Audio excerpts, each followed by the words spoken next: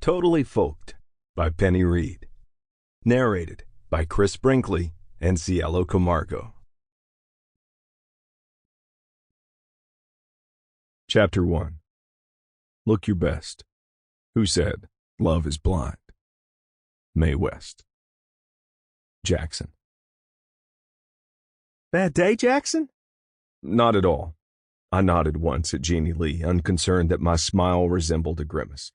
She probably couldn't see much of my mouth, seeing as how I currently wore a lemon meringue pie on my face.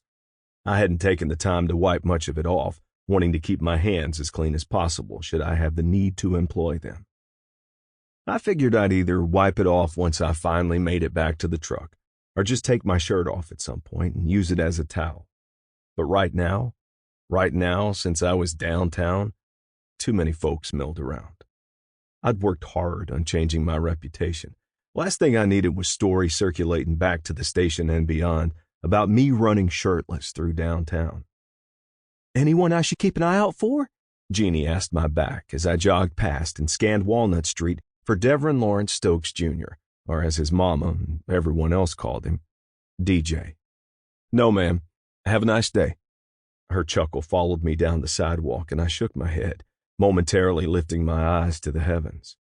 When I'd come upon the trio of 11-year-olds behind Bob's bait and tackle, they'd clearly panicked. I suspected the stolen pie had launched out of DJ's hand on instinct.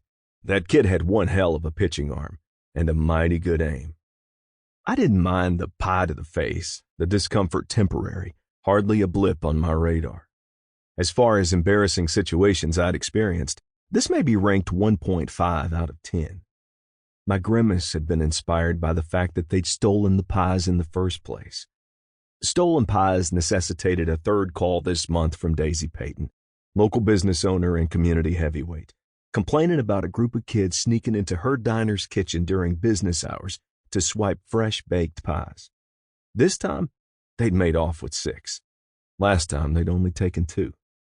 Understandably, Daisy Payton wasn't pleased, and when Daisy Payton wasn't pleased, she called the sheriff, who also happened to be my father.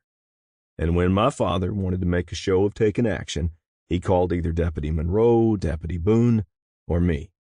But if the complaint originated with the Payton, especially Daisy, I was always tapped for the job, regardless of date or time, regardless of whether or not I was on duty.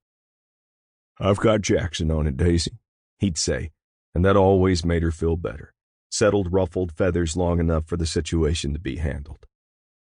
But back to now, and spending... Sample complete. Ready to continue?